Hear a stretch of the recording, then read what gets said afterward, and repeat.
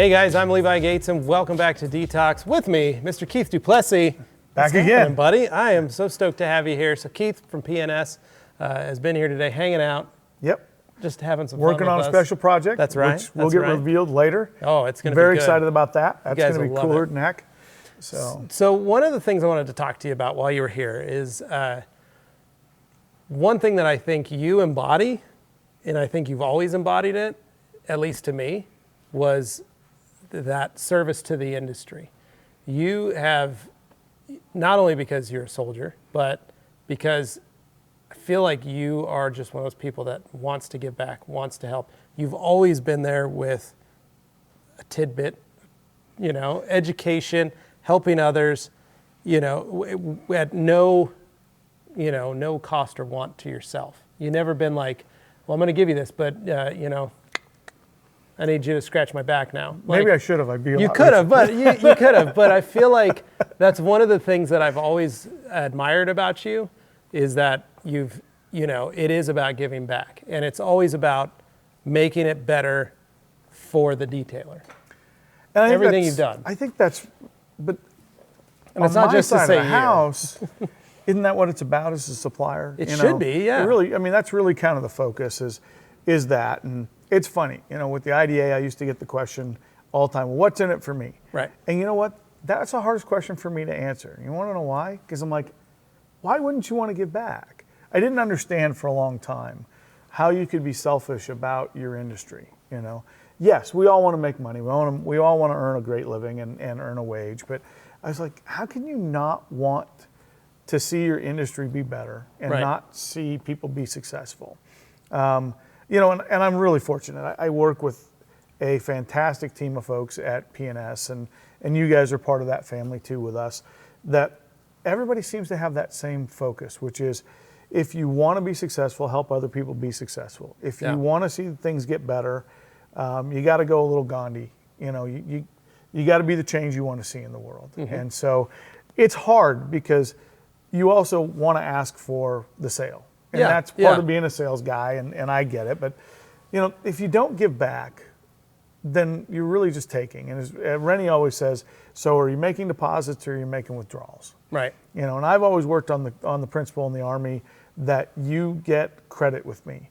You can get good credit and you get bad credit. And as an organizational leader, that's sometimes a hard thing for people to hear you say because it doesn't sound real fair. But really it is. It's the people who give and the people who put in the time and the effort and the energy, they have the credit with me to ask for special opportunities. And I'm not talking about special favors. I'm talking about, hey, I want to be the first guy on the merit list to go to a new school or the opportunity to go get the next certificate or whatever that may be. Well, if you put in the time, you've put in the work, and you've given back to the organization, and you've done more than is asked, you've earned the credit with me that I want to do that for you. Yeah. And if you're the person who's just a debitor in our organization, I have a real hard time putting you forward as a best representative of our organization. Right. So it's not that I'm going to hamstring your career, but I'm certainly going to look at the people who are contributing and say, that's the kind of guy I want to be with. Right. And want to put forward. So I look at it the same way in our industry. I don't want people to hang out with me because I make the coolest product. That would be nice because then it would sell. But I want people to associate with me because they think that I'm somebody that's worthwhile to be with, that gives back and is not here to take from me. Right. And that's a level of trust that takes years and years to build, and people need to not see the ulterior motive. But you've lived that life, and you see how that works. Yeah, and I came from it as, detailing, for lack of a better word, for a very long time was very lonely. Yes. It was a very lonely career path in the sense, you had people in your shop, but I didn't have an outlet to talk about things. I didn't have that outlet where I could reach out to, just even like my parents and go, so I'm having this issue. Because my dad would come at it, even though my dad was a detailer, he would go, well, what you do, you put this type of wax on a person's car and it just makes them go crazy. And it's like, okay, that's not I already know that part. I need to talk about an issue I'm having with how to handle an employee or how to do this or how to work with this or this product isn't doing what I need to do. And I didn't have anybody else. I did have my guy on my truck who was a very good supplier and helped me with that stuff, but that was it. I didn't have the outreach. I didn't have the connectivity that I do now. And when I got that power, first thing in my head was, I need to share this with everybody. Right. Yeah. I now have access. That's why we do this show. That's why we do this, is so that I get this access. I need everybody else to have it. I need everybody else to be able to share that with, because I didn't have it for so long. I know what it's like to go without it for so long. That's why I give back. That's why I do this stuff. I think that's also, there's an island, right? Because a lot of guys are afraid to do that in their own market, because now I'm working with the competition, or I'm having that conversation with competition. What you find is that most of the time you guys really aren't in direct competition unless you're 3 doors down from each other. And those conversations are okay, but you feel like you're on that island when you're out there. So finding the outlet and finding somebody to, that is willing to work with you and help you and talk to you is huge. We're lucky today. Yeah. The internet is huge. The IDA is there. We have these built up infrastructures that we can take advantage of. You can call a detailer in another town. We see your podcast. There are other podcasts out there where guys talk about these things. Tons of resources. But it still doesn't answer the question. If you're not trying to make it better, then what's your aim here? Right. And if it's to take as much money as you can out of your market and make a profit and run off to the Bahamas and retire, great. Okay, good, awesome. More power to you. But I'd like to think that when I leave my service to the country, which is coming up quickly, I'm probably going to retire in the not too distant future. I want to be able to look back and say, did I leave it better than I found it? And even if I didn't, did I make the attempt to, and did I put the effort into that? Yeah. And the same thing goes with the industry. I think anybody who's really got a conscience about the industry they're in wants it to be better than it is. Yeah. Especially if you think that a rising tide lifts all boats, and I do. But I also think that boat that's rising, that's carrying my product, is going to take my company with it. And so I think the profits come.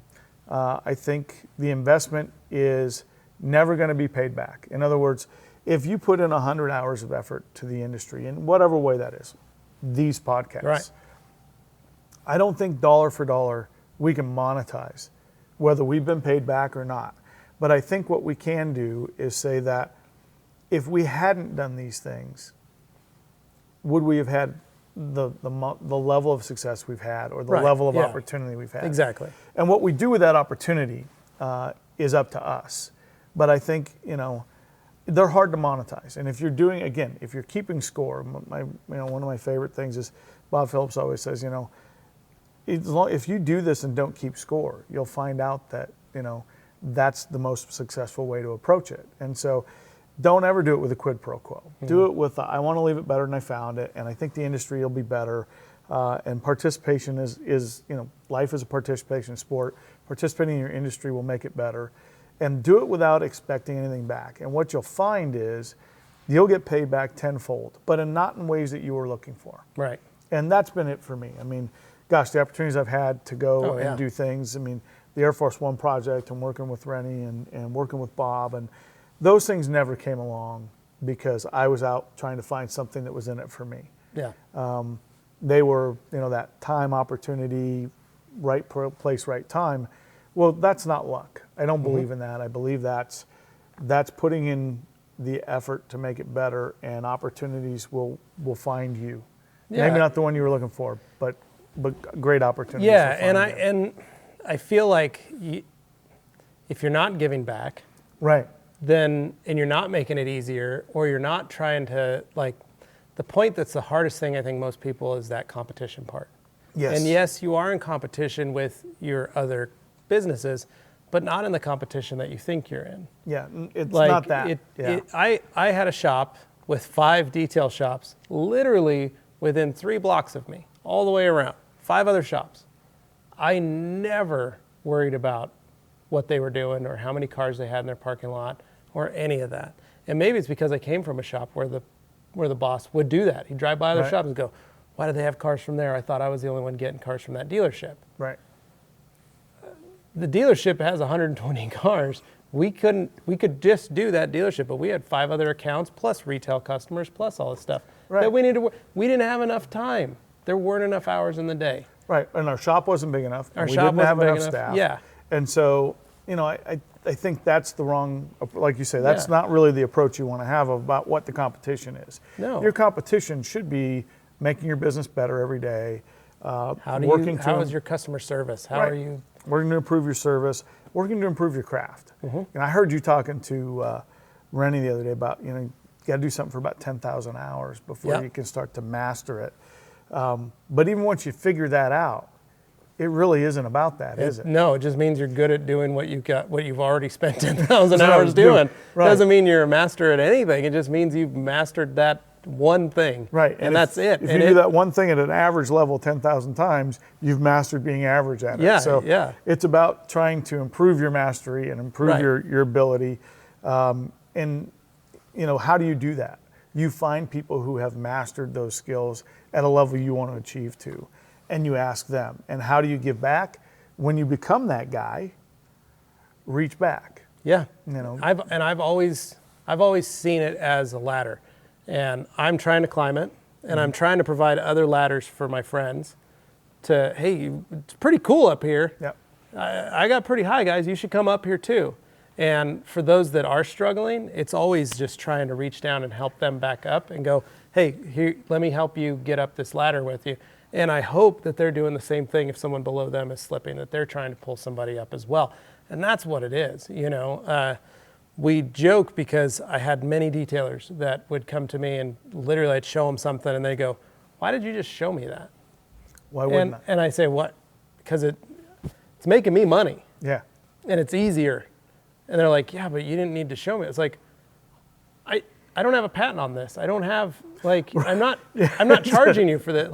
I just want you to do this because it's easy. Right. Yeah. And I'm trying to save you time and money. I'm trying to give you my best experience and say, here you go. Here's what I've learned. And hopefully it makes your life easier. I wasn't selling anything to them. I just said, they came over and said, hey man, I'm having an issue with this. Okay, I'm going to help you. Right. Oh, why'd you show me how to do that? You asked me to. Right. But it was just giving that information instantly changed them in the way that they were like, okay, cool, thanks. I did come for help and I'm hoping that, and then I'd go, just to help somebody else. Right, and I'm not the enemy. I'm not we are on the same team. We want the best results out of the industry for everybody. In the military, I talk about, with all my subordinate soldiers, I say, you're building your tree. Yeah. And as you grow as a leader in an organization, you have opportunities to move up. The biggest hope you have is that you leave behind folks that you mentored and coached that then branch out and go their own way, but they get opportunities to lead and then they continue to grow. And the hope is that when you get your tree to the top of where it is, all the people that you help below you, their branches are above yours. Yeah. Because then you've grown a real successful, thriving tree of our industry in this case. But in the military, for me, it's you left something behind that they'll never put your name on. And this is the other thing. Don't do stuff to get your name on it. Yeah. If you're looking to get a service award or something like that, you're aiming the wrong direction. Right. I always did it because I thought, man, wouldn't it be cool if we were better? Yeah. And so for me, as I start to look at the end of my military career, I go, I hope that people will sit back and say, I had this one guy and he always taught me this and I found it to be true. And so I passed it on. And maybe they don't remember my name. Maybe they do.